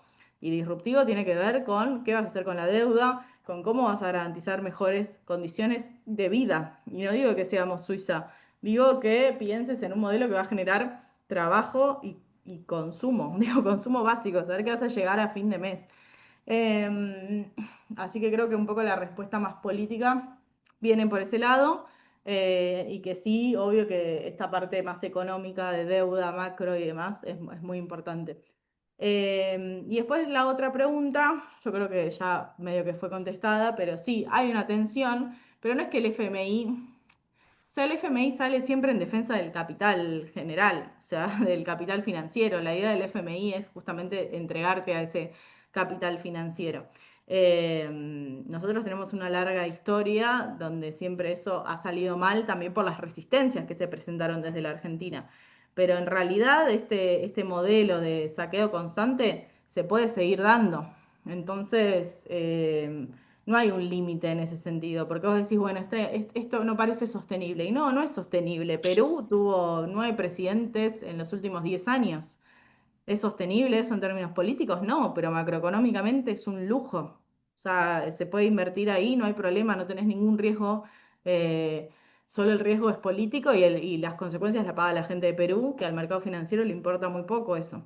Entonces yo creo que hay que tener en cuenta esos riesgos porque eso es una posibilidad. No es que por ser argentinos no nos va a pasar eso. No, de hecho, como contaba Horacio, generacionalmente estamos siempre peor. Entonces un poco estamos yendo hacia eso. Hay que ver cómo, como militantes, como activistas, como personas que queremos otro país, hacemos que eso no suceda. Gracias.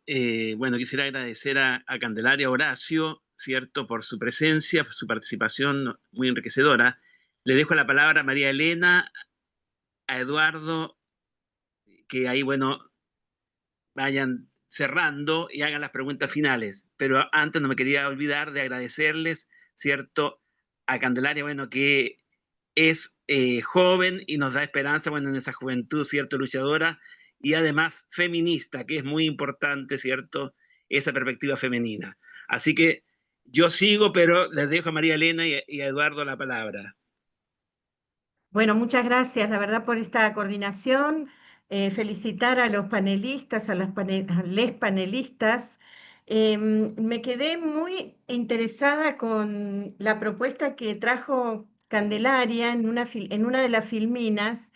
Pensé que decía, proponía una auditoría ciudadana de la deuda pública. En realidad creo que es el nombre de un libro, ahora leyendo más atentamente.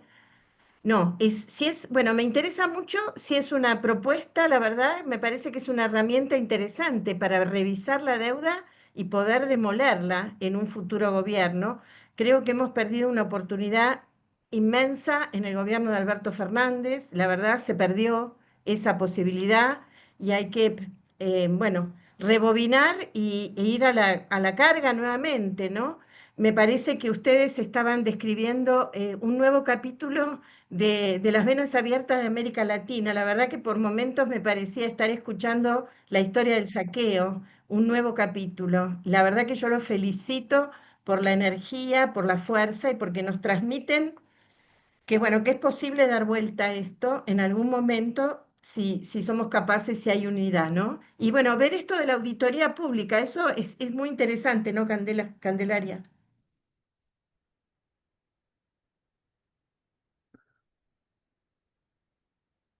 Yo para contestar rápido lo de la auditoría, hay un documento muy bueno de la Tindad que resume un poco esta idea de auditoría. Yo después lo puedo pasar, se lo puedo pasar a José, así lo pasa, pero Vale. sí, Mm. hay algo muy interesante a hacer ahí en términos de buscar un poco hacia dónde fue esa plata, qué es lo que sucedió, bueno, esas investigaciones a lo Alejandro Olmos, ¿no? Perfecto. Gracias.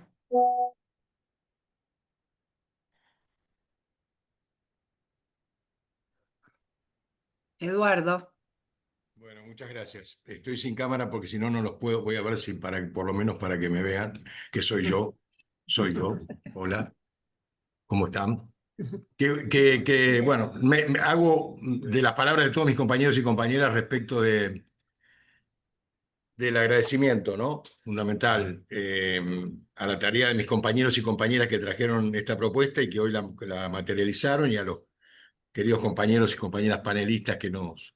Bueno, a Cande yo la sigo y la admiro muchísimo, bueno, y a Robelli también, y hay una lectura necesaria para aprender algunas cosas. Yo creo, me importaba mucho esto que decía María Elena. La sensación que todos tenemos y que de alguna manera pensamos es que no hay resolución económica sin solución política. La solución es absolutamente política y no estamos viendo a la política pensando en las soluciones en el sentido que estamos planteando hoy acá. Y eso es muy delicado, muy preocupante, ¿no? Sobre todo a esa política que nosotros tributamos. Que tiene que ver con el campo nacional y popular, con las izquierdas, con las miradas que contienen, que incluyen. Bueno, digo, entonces, pensar en eso de auditar esa deuda y en todo caso ir un poco más allá, declarar odiosa esa deuda, fundamentalmente pensando en aquella experiencia traumática, pero muy enriquecedora de quien vos citaste, que es Alejandro Olmos. Cande. Y entonces, digo, es pensable, es posible, desde la política, por cierto, ¿no? Esto que algunos piensan y en todo caso a veces balbucean, porque a lo mejor no se animan, de repudiar esa deuda. ¿Y cuáles serían las consecuencias en todo caso también? Que no imaginamos otra cosa que el sacrificio de nuestro pueblo, pero ya el pueblo está siendo sacrificado en aras del capital y de los dueños de todas las cosas. Entonces, en esa línea me gustaría saber qué piensan al respecto, si es factible, si se puede, porque es cierto lo que decían, no son creativos, vienen repitiendo el mismo libreto una y otra vez. Y bueno, y entonces habrá que ver cómo enfrentar ese monstruo, ¿no? Y muchísimas gracias, de verdad.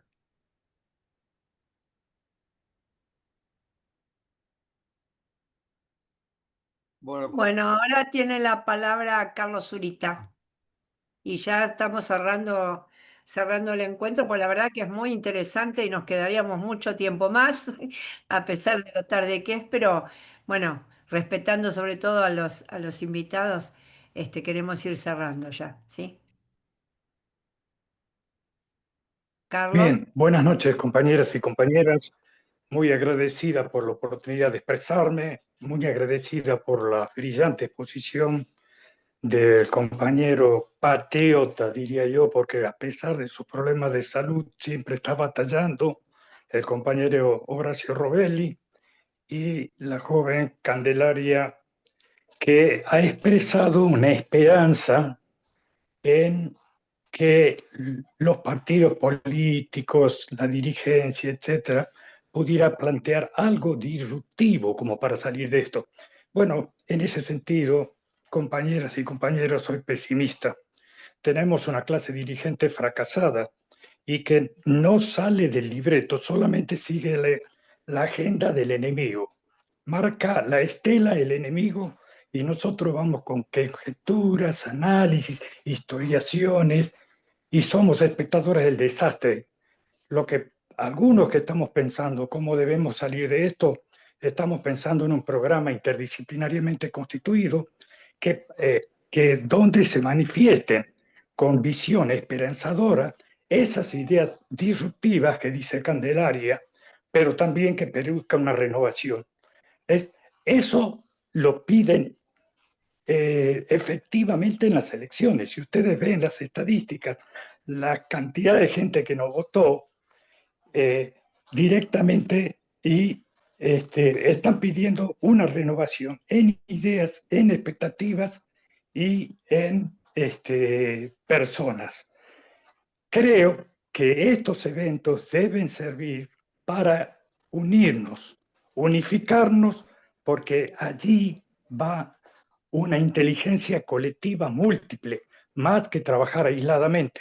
Así como Horacio está trabajando con un foro, con otros economistas, acompañado de la CTA, etc., debemos hacer desde el campo popular un abanico de participación inteligente, de gente idónea, que pueda ponerle precisión, cifras, idoneidad al un programa que se presente a la sociedad. Y es político. Hay que ganar una elección y aplicarlo. Si no, no se puede hacer auditoría de deuda, enfrentar al enemigo o lo que sea.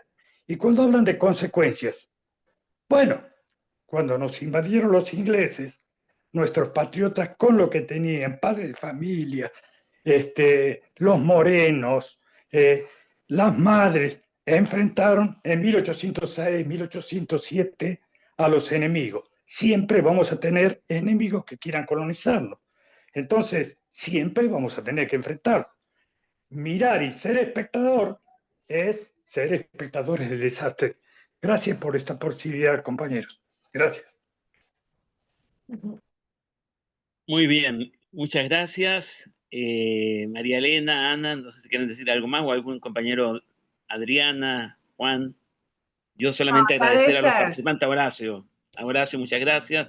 Candelaria, muchas gracias. Y agradecemos también que nos autoricen colgar en la página web de la PDH ese material que es imprescindible. Gracias y hasta pronto.